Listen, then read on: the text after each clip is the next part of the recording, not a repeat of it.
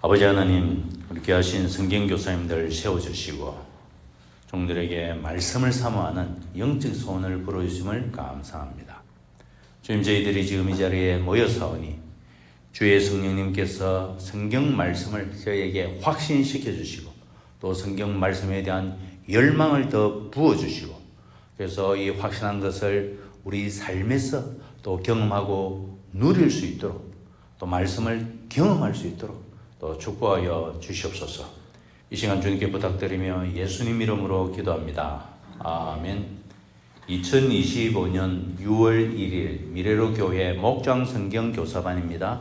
열왕기상 10장 말씀입니다. 제목은 번영과 타락의 분기점.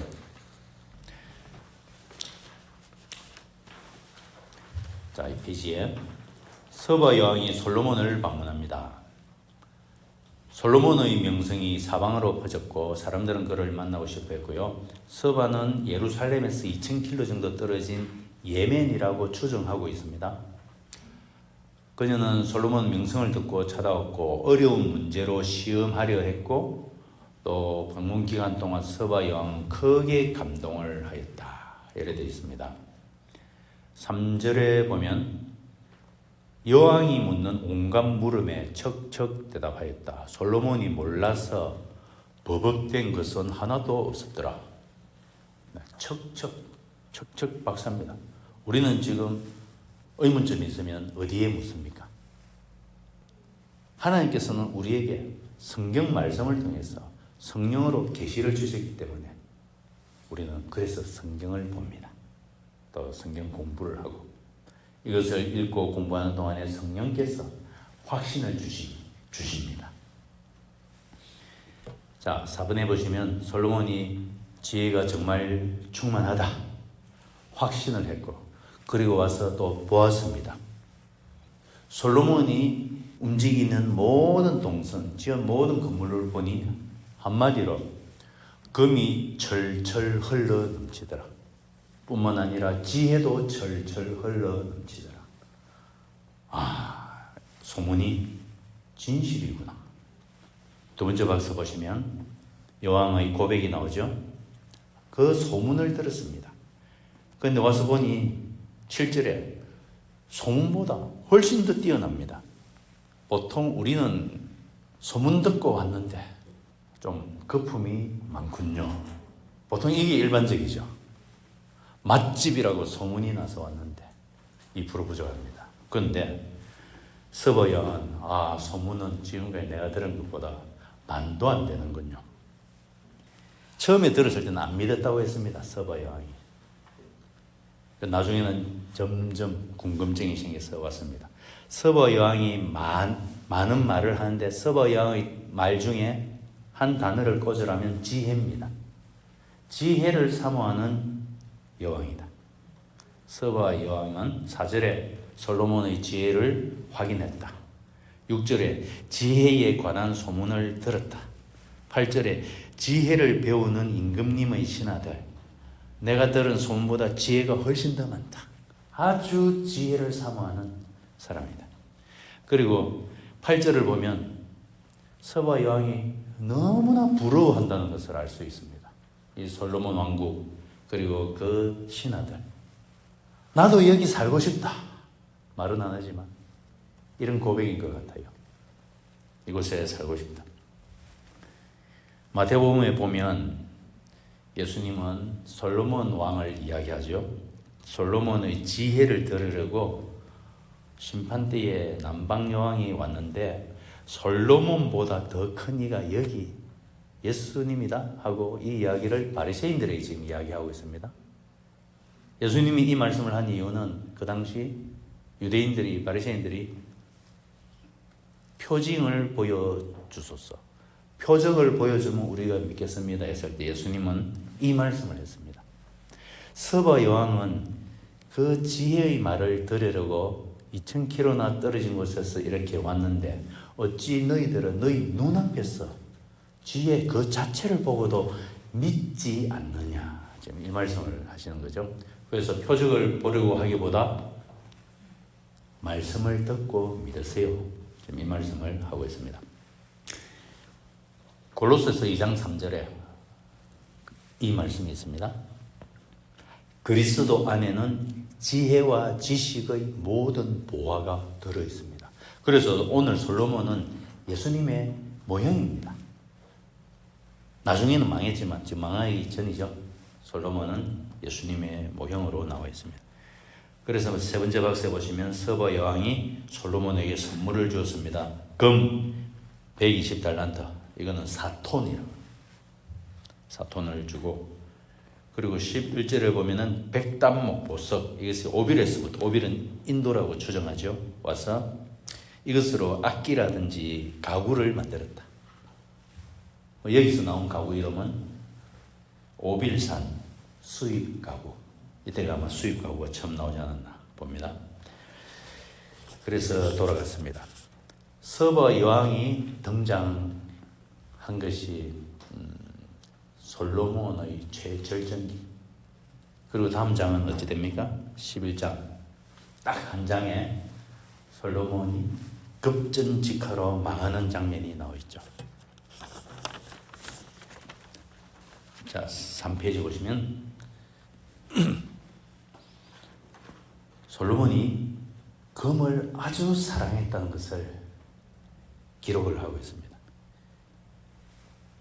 이 박스에서 금이 몇 번이 나옵니까? 11번? 네. 이 금이 다 어디서 왔는가? 지금 그 내용입니다. 심지어 5변짜리 동전도 금으로 만든 것 같아요. 이 금이 어디로 들어왔는가? 출처가 14절에 보면 모든 세금을 금으로 받았다. 해마다 솔로몬에게 들어 모든 것이 금은 아니지만 세금으로 들어온 금이 1년에 23톤이 들어왔다. 매년 23톤. 두 번째로는 15절에 보시면은 상인들로부터 세금으로, 아마도 솔로몬이 그렇게 말을 한 것 같습니다. 금으로 받겠다. 상인들로부터. 그 다음에 무역업자들 통해서, 그리고 아라비아 왕들을 통해, 그리고 국내의 지방간 장관들도 금으로 유통을 하고, 그 다음에는 22절에 보시면은 해상무역을 합니다. 해상무역에서 금으로 들어오고, 22절에 다시스 배가 있습니다. 다시스가 어디입니까? 다시스는 오늘날 스페인입니다. 그래서 다시스 배는 지중해에서 출발해가지고 이스라엘에서 출발해서 스페인까지 한 번 갔다가 무역을 마치고 돌아오는데 걸리는 시간은 3년이다. 그 3년에 한 번씩 금, 은, 상화, 원숭이, 공작새 이런 것들 사치품이죠. 그리고 이제 용도를 보세요. 이 금을 어디다 썼을까? 16, 17절을 보시면 큰 방패, 작은 방패를 만들었다. 큰 방패는 대충 7kg짜리 600세겔이라 이랬는데 한 세겔은 11.4g, 보통 한 11g 정도로 보고요. 그래서 이 큰 방패는 6, 7kg의 금 방패. 그 다음에 작은 방패는 3만에 이건데 이거는 150세겔을 말합니다. 그래서 무게는 대충 한 1.7kg. 이것을 어디에 뒀습니까? 큰 방패, 작은 방패를 레바논 숲을궁에 두었다. 이거는 궁정 건물의 일부인데 아주 큰 건물이죠. 이거는 외빈 접대용입니다. 여기서 큰 방패, 작은 방패 들고 그 사이를 시위 사열대가 쫙 지나갈 때 서바 양도 그 가운데로 지나갔겠죠. 보았을 때 넋이 나갔을 것입니다. 그 다음에 보좌를 상아로 만들고 그 상아 끝에 금으로 또 코팅을 하고 장식을 하고요. 그 다음에 21절을 보시면은 모든 그릇을 금그릇으로 만들고 젓가락도 금젓가락, 수저도 금수저. 그래서 솔로몬을 금수저 출신이다. 금수저. 솔로몬은 전쟁으로 망하지 않았습니다. 솔로몬은 평생 동안 전쟁이 한 번도 없었습니다. 너무 금이 많아서 망했습니다. 속으로부터 망했습니다. 네, 이와 같이 솔로몬은 너무나 금을 엄청나게 사랑했다. 이것을 알 수 있습니다. 그 다음에 마지막 박스 보시죠. 솔로몬 통치 요약을 합니다. 하나님께서는 솔로몬에게 약속하신 대로 부귀가 성취됐다는 장면. 그런데 솔로몬의 마음은 어떤가? 영적인 충성보다는 물질적인 부의 축적으로 기울어진 것을 우리가 감을 잡을 수 있습니다. 왕으로서 매일의 율례를 묵상하지 않았다. 어떻게 할 수 있을까요? 왕으로서 매일의 율례를 묵상하지 않았다. 그런 말씀은 시편, 그 아비 다윗이 지은 시편 1절 2절에 나와 있죠. 복 있는 사람은 2절에 주 여호와 율법을 매일 묵상하는 자로다. 매일 묵상하지 않으면 우리의 기억력은 쇠퇴됩니다. 다윗은 매일 묵상하고 그렇게 살았던 사람인 반면 솔로몬은 금이 너무 많아서 금을 관리하느라고 처음에는 매일 읽다가 다음엔 띄엄띄엄 읽다가 나중에는 금을 관리하는 사람으로 전락이 된 것 같습니다. 그러다 보니 하나님께서 금지하신 이집트와 거래하였다. 무엇을 금지했는가? 이집트와 거래해서 거기에 말을 사고 병거를 사고 그렇게 하지 말아라. 그렇게 하면 이 거래는 솔로몬이 가는 것이 아니고 무역상들이 왔다 갔다 하죠. 무역상들이 왔다 갔다 하면서 거기에 있는 우상도 같이 거래를 하고 도입이 되기 때문이다. 하지 마세요. 금지령을 내리세요.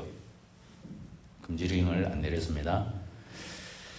자, 그래서 26절을 보면은 병거성에 두었고 기병도 많이 지명인데 아까 지형을 잠시 살펴보았지만 여기 이스라엘 지도를 보시면 평지보다는 산악지가 거의 한 70%입니다. 병거, 탱크는 평지역입니다. 평지에서 탱크전을 벌이죠. 산지에 가면 별로 힘을 못 씁니다. 게릴라전에 당하기 때문에. 그런데 병거를 왜 이렇게 많이 만들었는가? 1400대의 기병까지. 이것은 군사력을 믿는 솔로몬 과시용이라고 합니다. 솔로몬의 마음에 허영심이 많이 들어가 있다는 것을 말하고 있죠. 자, 병거는 29절에 이집트에서 사왔다. 말도 사왔다. 또 되팔기도 했다.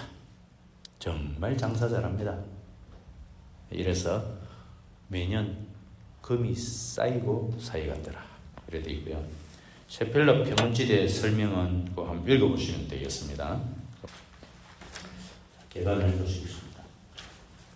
13절까지 솔로몬은 지혜로 대외적 정치력에 있어서도 최고의 절정기에 이르렀습니다. 2000km 떨어진 예멘에서 솔로몬 소문을 듣고 예루살렘까지 방문하였습니다. 하나님 축복으로 인한 솔로몬 지혜는 지혜자인 스바 여왕을 훨씬 뛰어넘었다. 지혜자가 지혜를 알아봅니다. 자, 29절까지는 솔로몬의 부와 영광을 요약합니다. 솔로몬 시대에는 은을 귀하게 여기지 않을 정도로 금이 흔했습니다. 솔로몬의 지혜가 천하 모든 왕들보다 탁월하여 천하의 사람들이 솔로몬의 지혜를 듣고자 예물을 갖고 왔습니다. 그 외 솔로몬은 많은 마병과 병거를 소유하여 재산과 지혜와 권력이 극치에 달하였습니다. 나눔을 보시면 솔로몬 왕국의 어두운 그림자들, 이게 이제 타락의 분기점에 해당되는 것이죠. 이것을 성경에서 표현하고 있습니다. 열왕기서 저자는 찬란한 솔로몬의 영광을 서술하면서 그 이면에 존재하는 어두운 그림자들을 암시하고 있습니다. 네 가지. 첫째로 솔로몬의 번영은 장황하게 말하면서도 그의 영적 상태에 대해서는 저자는 침묵하고 있습니다. 이것은 솔로몬이 하나님이 주신 부와 번영을 누리면서 하나님을 의지하기보다는 지금 누리고 있는 부와 번영에 집착하고 있다 하는 이 느낌을 주고 있습니다. 솔로몬이 영적 상태가 말씀을 사모했다든지 24년 전 처음에 왕이 되었을 때 그 기브온에서 1000 번제를 드렸다든지 그런 내용이 성전을 완공하고 나서 봉헌 제사를 드린 이후 거기에 대해서는 기록이 없습니다. 13년간 왕궁 지을 때 영적으로 어떠했다는 것이 기록이 없죠. 2번, 솔로몬이 금을 얼마나 사랑하는지 보여줍니다. 다양한 경로로 금을 축적하였는데 그 용도로는 자기를 위한 금방패를 만들고 자기 보좌를 만들고 숟가락 젓가락까지 포함해서 왕궁 기물을 만들었다. 금으로 자기의 허영을 채우고 있다는 느낌을 줍니다. 과시하는 즐거움. 그 다음에 3번 사치품들을 수입하였다. 그냥 사치품이 아니고 아주 호화 사치품이죠. 3년이나 항해해야 할 다시스로부터 상아와 원숭이와 공작 등을 들여왔습니다. 솔로몬이 추구하는 바가 점점 더 경건과는 거리가 먼 방향으로 나아가고 있음을 말하고 있습니다. 4번 왕은 말을 많이 두지 말라. 이게 신명기서에 나오는 말입니다. 다윗은 이 말씀대로 순종했고요. 그런데 이 말씀에 솔로몬이 불순종하고 있습니다. 하나님의 말씀에 직접적으로 불순종하는 장면이 팩트로 지금 기록이 되어 있습니다. 자, 설명을 보시면 부와 영광의 극치에서 하나님을 경외하지 않으면 하나님을 떠나는 계기가 됩니다. 오늘의 영광이 내일의 멸망이 됩니다. 우리도 신앙의 대상인 하나님을 잊어버리고 받은 축복만을 붙잡고 살아가는 자세를 취할 때가 많습니다. 하나님을 경외하고 그분을 신뢰하는 삶의 자세를 회복합시다. 우리 신약 성도는 어떻게 해야 회복이 됩니까? 성령님을 떠날 수 없죠. 성령 충만으로 영적 중심을 하나님께 두고 지속적 헌신을 위해서 기도합시다. 신약 성경에서 가장 중요한 명령은 성령 충만을 받으라. 혹은 성령 충만을 구하라. 이게 왜 가장 중요한 명령인가? 이 명령이 없이는 저 앞에 보세요. 오른쪽 대위임령, 새 계명. 성령 충만이 없으면 대위임령과 새 계명은 순종 불가능입니다. 저것을 순종할 수 있는 의지는 어디서 오는가? 의지를 새롭게 하시는 분은 누구신가? 성령님이시죠. 그래서 성령 충만을 구하라는 말씀이죠. 그래서 성령 충만을 구하라는 이 말씀은 우리가 오늘을 살아가는 우리에게 가장 중요한 말씀이 됩니다. 그래서 성령 충만으로 영적 중심을 하나님께 두자. 그리고 지속적 헌신을 하자. 성령 충만으로 가능합니다. 아담스 바이블 같이 읽습니다. 시작. 솔로몬 왕은 재산에 있었으나 지혜에 있었으나 이 세상의 그 어느 왕보다 훨씬 뛰어났다. 네. 기도 말씀은 다 같이 읽어보시겠습니다. 시작. 주님, 솔로몬의 영화로운 장면 속에서도 주의 말씀을 떠난 어두운 그림자가 어른거리는 것을 보게 하소서. 내 마음이 물질에 향하지 않게 하시고 오직 주의 임재에 향하게 하소서. 오늘의 부요함이 내일의 멸망이 되지 않게 하시고 항상 주 앞에 가난한 심령으로 살게 하소서. 예수 그리스도 이름으로 기도합니다. 아멘.